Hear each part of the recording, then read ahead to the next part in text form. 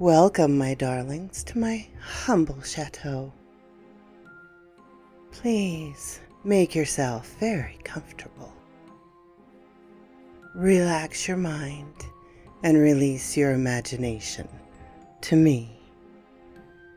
I will bring you a story to entrance and entertain.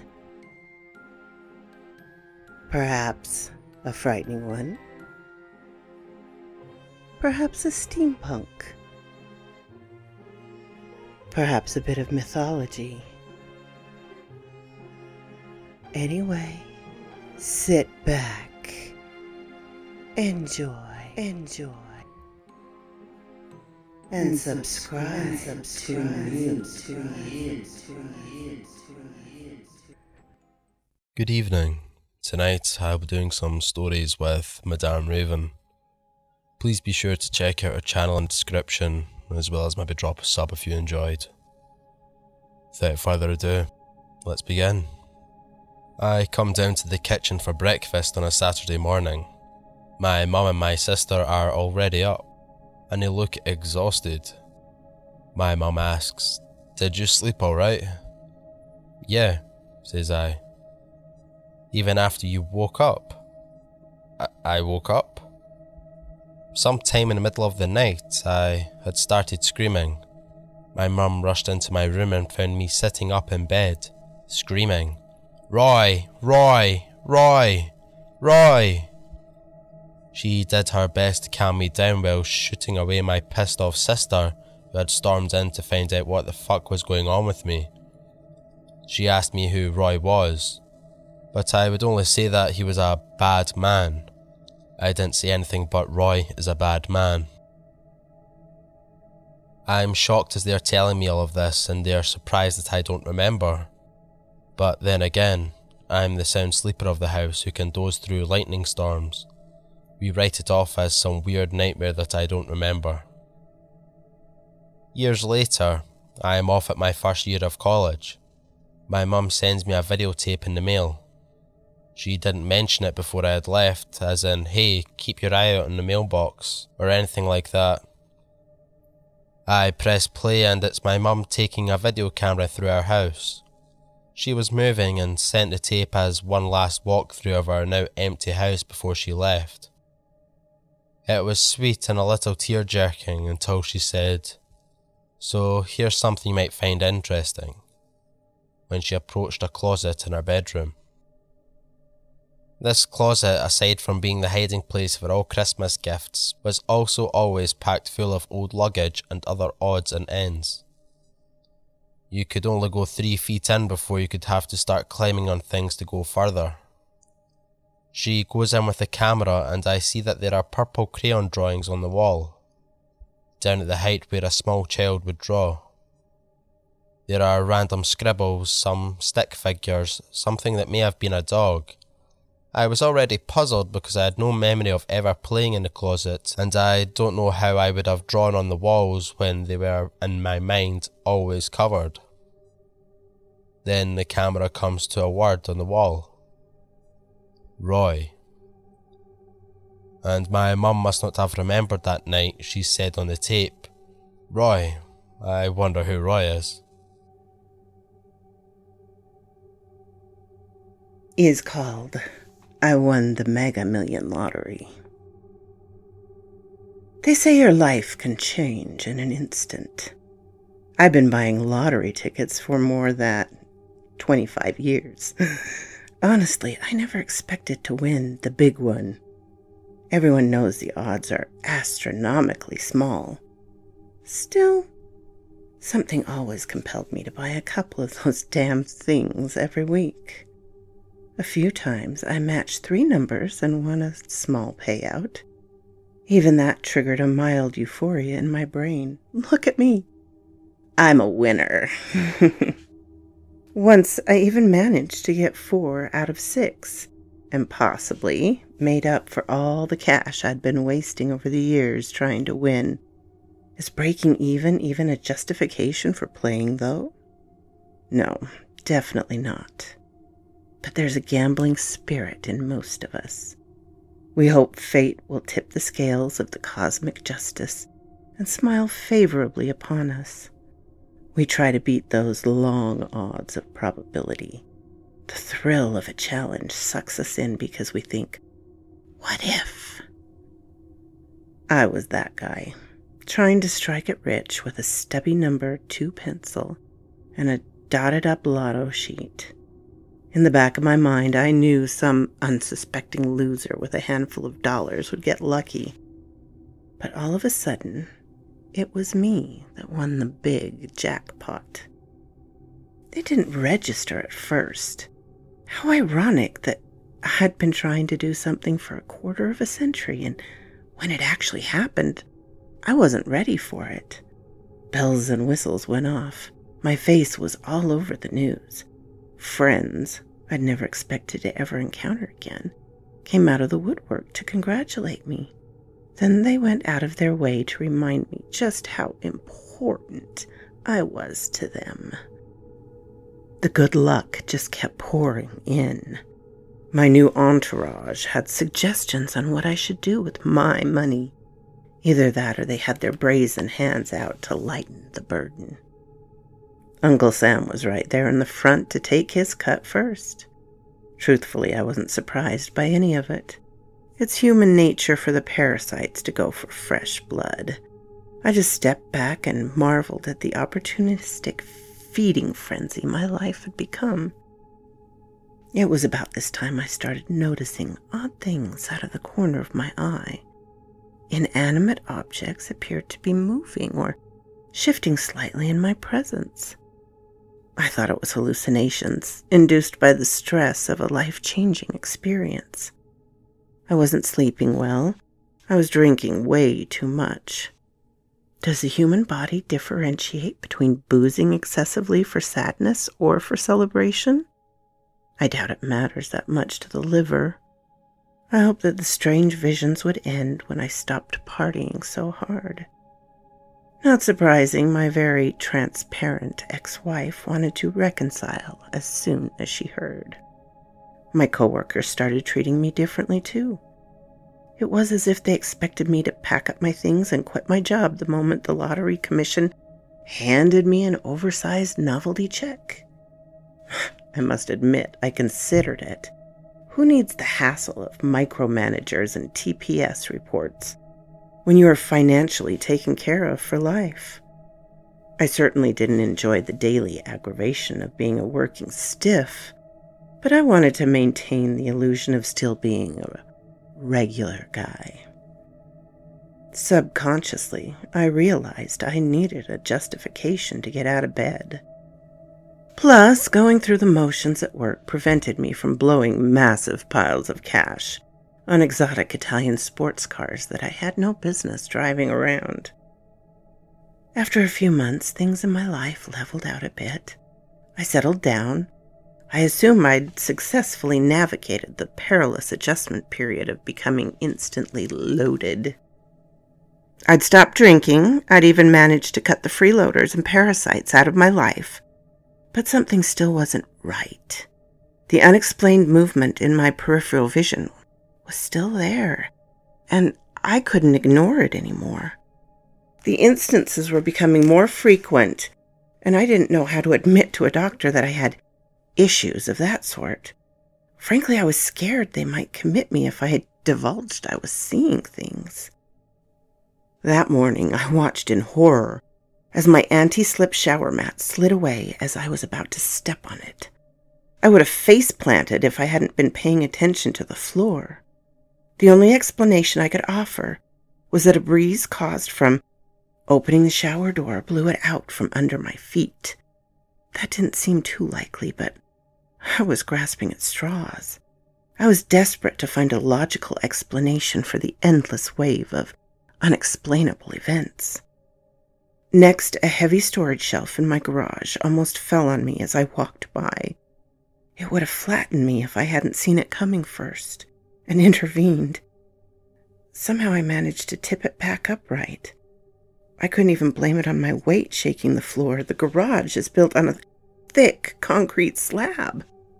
There's no way a person walking past could cause the shelf to tip over as it did. I know that now. At the time, I made some pathetic excuse about piling too many heavy things on the top shelf. Admittedly, it really is top-heavy, but not enough to be unstable. I was certain of that. After weeks of restlessness and freeloader paranoia, I suspected everything and everyone. I imagined diabolical plots against me, most of which were probably nothing. How inanimate objects could conspire against me, I had no idea. But the circumstantial evidence was mounting. I realized the whole thing probably seemed unhinged to an outsider, but I couldn't let go of the idea of a cosmic conspiracy. It was all starting to make sense. The same unknown forces, which temporarily unbalanced the scale in my favor, seemed to be trying to reverse my lucky streak. Perhaps it wasn't supposed to happen. Maybe no human being is supposed to have that much good luck and fortune in their lifetime. If the cosmos was trying to undo my lottery win, or make me pay some form of karmic restitution, it made sense for my shower mat to zip across the floor. It was like a sinister force was waiting around every corner to trip me and equalize the situation.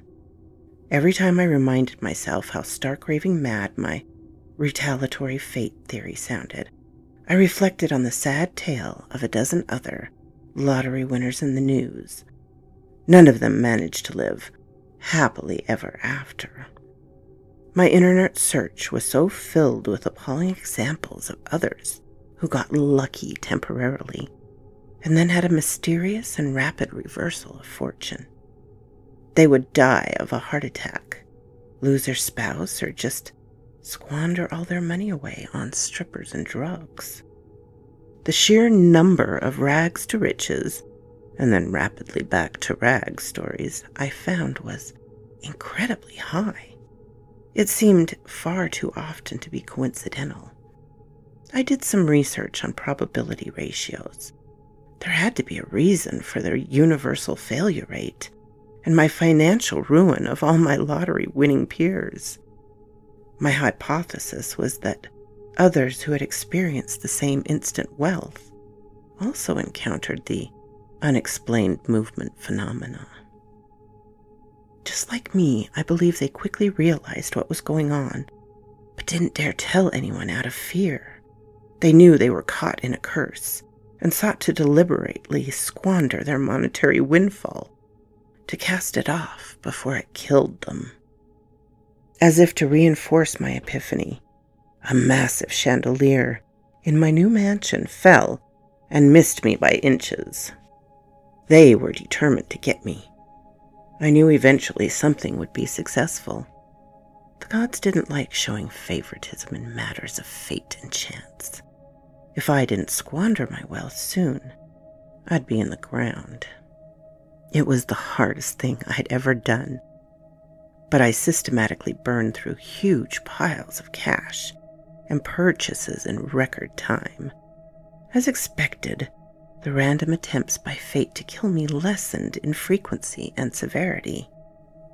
I had numerous friends and family members pull me aside and try to talk some sense into me. I just smiled each time and offered them a bottle of $1,000 champagne. For once, I knew they meant well. They were sincerely trying to help me stop wasting all of my money. They had no idea that lottery winners like me are under constant attack by inanimate objects. I certainly couldn't tell anyone I knew the truth. No one would believe me. I just feigned ignorance and smiled for the cameras. The press had a love affair with losers winning big and winners losing big.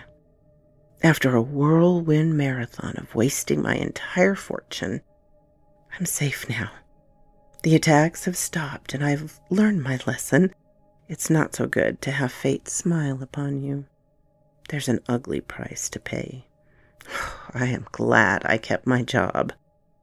I'm only sharing this dark truth with open-minded strangers like you, to spare you the heightened danger you unknowingly place yourself in.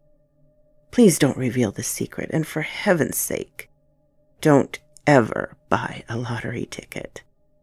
You'll join a long line of regular Joes who crash and burn under the pressure. I know the truth. And now, you do too.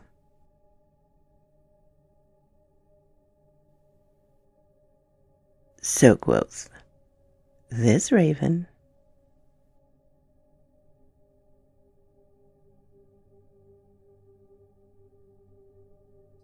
Long before I was born, my parents were renting a house in a different part of our state. My mother never really liked the place. Something just seemed off to her. The feeling still hadn't gone away even after a couple of months of living there. In fact, as time went on, she began to feel even more ill at ease. She chalked it up to paranoia. My father's schedule was shifted and he was placed on night duty. The first night she was due to be alone in the house, she had a terrible anxiety attack. Something bad was around her. She could just feel it. And she called a friend and had her stay the night. The next day my dad kidded her about being such a wuss. Before my dad left for work the next night, my mother sheepishly placed a large pair of sharp sewing shears under her pillow. She said she felt embarrassed because of course it was just all in her imagination. She had considered a knife but figured that was too silly and over the top. Still, she wanted something, just to focus on really, that could help calm her nerves when she went to bed. The dream was very intense, the kind where you have no idea it is even a dream. She said in the dream she got up to go to the bathroom and she was on her way back to the bedroom. In her dream, she suddenly started to feel a tingling sensation all over. Then she couldn't breathe. At first in the dream she was calm, but her breathing wasn't coming. She tried swallowing and felt a hard pressure against her throat, a hand pushing and not letting go. Then the pressure jumped and was under jawline, squeezing so that her whole neck was collapsing inwards. She fell to her knees. She was suddenly aware that she was making gurgling sounds. For some reason, she said it felt like she wanted to retch out her tongue just so she could get some air in. There was a throbbing under her ears and the hallway started tilting. She didn't know why, but she was overcome with only one thought, that she had to get to the bedroom. She began crawling along the hall on her knees, propelling herself along by her elbows, still choking and gasping. The carpet burned against her skin. It felt as if she were underwater. Every slight movement met by resistance. Finally, she made it into the bedroom. Despite her best attempts to calm herself, her heart was beating so hard it had physically started to hurt as well. Suddenly, whatever had her neck tightened to the point where she heard a cracking sound. She thought, "I'm going to die," and this gave her dream self a surge of adrenaline. She thrust her arms up onto the bed and grabbed under the pillow, and that's when she woke up. The sun was coming up and there was fresh light in the room. She was drenched in sweat and lay in the bed for about half an hour, too shook to move. When she finally convinced herself to get up and swung her legs out from under the blanket, she felt a stinging, sore sensation. She looked down on the worst carpet burn she had ever seen. Layers of skin peeled off, small streaks of red blood on pink skin. It was only after she'd slowly made her way around the bed and towards the door that she found what happened to the sewing shears. They were stuck 3 inches deep into a cheaply made wall. My mum packed her bags and had moved in with her sister before my dad even got home. She refused to go back into that house no matter how much my dad complained about the cost of getting out of their lease. Finally, my dad gave up and called the landlord, ready for a fight. He was surprised when the landlord relented and gave him a get out that barely cost my parents anything. "I guess you finally found out," the landlord said. "Found out?" said my dad. "It turned out that about 5 years earlier a woman had been found dead in the house. The coroner ruled it a homicide, saying that she had been strangled. The woman's boyfriend, who claimed he wasn't anywhere nearby, was arrested and convicted. I know the boyfriend didn't do it," my mum finished up. "And that's why I tell your dad I saved his life, because I did. I saved my own and saved him from having to spend the rest of his life in prison."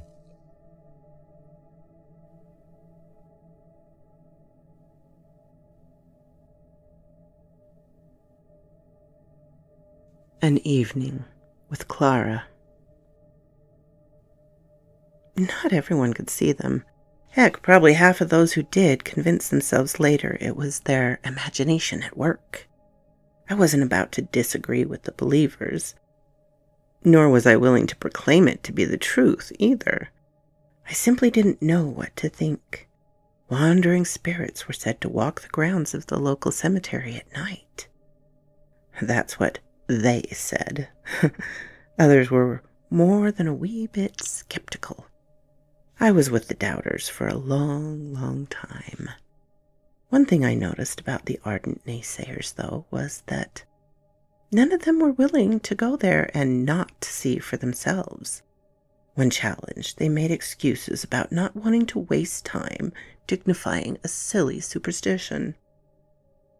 That either sounded highly evolved or yellow dog coward, depending on your personal perspective. I finally decided to go and witness for myself if it was real or not. I was surprised to see a sizable gathering, already present near the front gate of the manicured grounds. Every memorial bench and reflective spot was already taken. I knew a few of the other congregants, but each of us instinctively averted our eyes in embarrassment. The evolved made such a fuss over those who believed in spirits that it wasn't cool to even entertain the idea. I have no doubt that a large number of very public critics were just as curious as we were. We all pretended not to see each other. That was fairly easy to do in the dim illumination of the security lights. It was just a bunch of random strangers standing around the lush gardens and rolling hills of a cemetery in the dark. Finally, I worked up the courage to ask someone when the show was supposed to start. The lady didn't even look towards me. She had the appearance of a true believer. No sooner did the words left my lips than I felt like an idiot. Even if there really was something to the supernatural claim, it's not like the spirits would magically appear at 12:05, like an established train route schedule. I see you're new here. That's okay. We all came as skeptics. Just try to keep an open mind. I think you'll find that useful if you sincerely want to see the spirits rise. Otherwise, you'll just validate what you already think. You can't expect to be proven wrong if you came here determined to watch us fail. I made eye contact with her for the first time. There was a certain level of undeniable logic and wisdom in her words. I made a conscious effort to let go of my preconceived notions and be completely open to whatever the experience brought. It wasn't long before my genuine efforts were rewarded. A hushed silence fell over the graveyard mob. Dancing swirls of organized mist seemed to come out of nowhere. These unexplained wisps of fog hovered all around us, as if inspecting our level of sincerity. If nothing more happened, it was already a moral victory for the believers. I understood their passion and excitement finally. I witnessed the same phenomena they were so charged up about. It was unlikely a camera could have captured the mysterious event anyway, but the skeptical townfolk were already married to the idea that it wasn't real.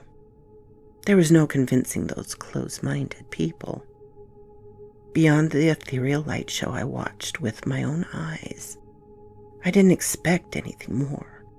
The whole thing could possibly be explained by scientific data, water evaporation, or other natural factors. But there really was something going on. They could argue that, but the rest was conjecture and opinion. I was fully prepared to walk away from the validator's point of view when something indefinitely more exciting happened.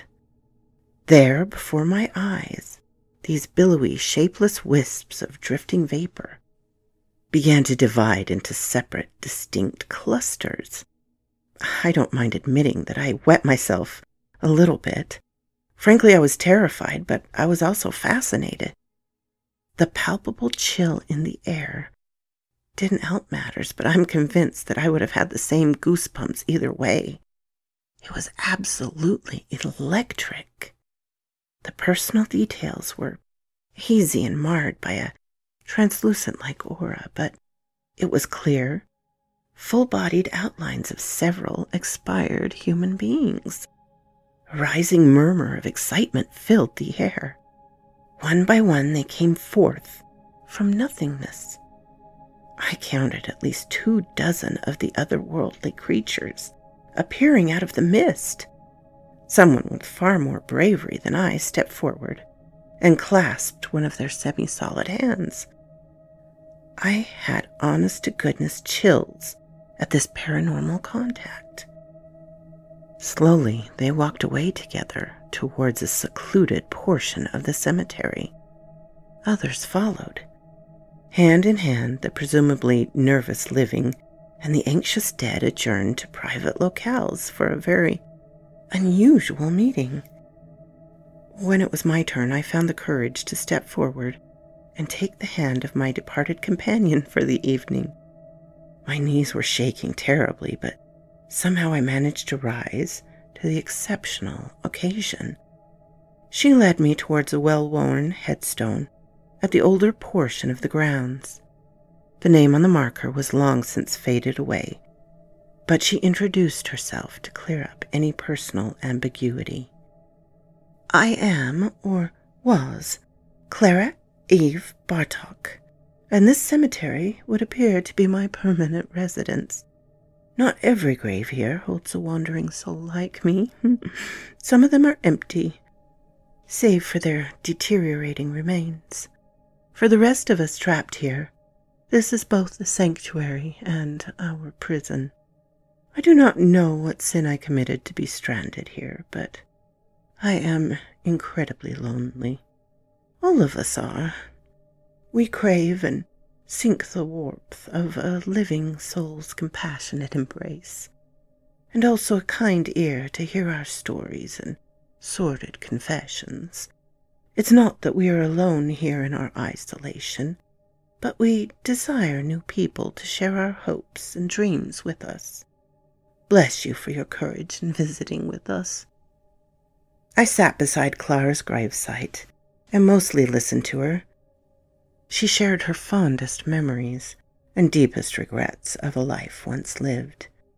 She bemoaned that her husband and children had somehow moved on without her. Clara was clear to point out that she didn't begrudge them for taking the chance to advance or finally be at rest. It was mostly that she missed them and wished she could figure out how to get past her own earthly shackles and join them in the afterlife. I didn't have any advice for her in that regard. I just sat and listened to her stories. It was a unique chance to experience the past through an eyewitness to a history once lost. As the first rays of dawn lightened up the horizon, Clara explained that she had to leave. I gave her a full embrace and she wished me well, before returning to the limbo realm, where she and the others dwelled during the day. She turned to speak one last time, but stopped herself. I had to coax her to complete her intended thought. "Would you please come back and visit me again sometime?" she asked sheepishly. "I've dearly enjoyed speaking with you." I assured her I would come back and would also convince others to come and visit. It really isn't that different from spending time at a retirement home, except there are also departed children and people of different ages and time periods. They all want to share again in the human experience. Offering a sincere ear to the lonely seems like the compassionate thing to do for those in need, no matter where they dwell. So quotes this raven. So, that's been it all for this one. If you did enjoy, please remember to drop a like, comment, and even subscribe if you're new, as well as check out Madame Raven's channel and do the same for her. It's been a pleasure and thanks for listening.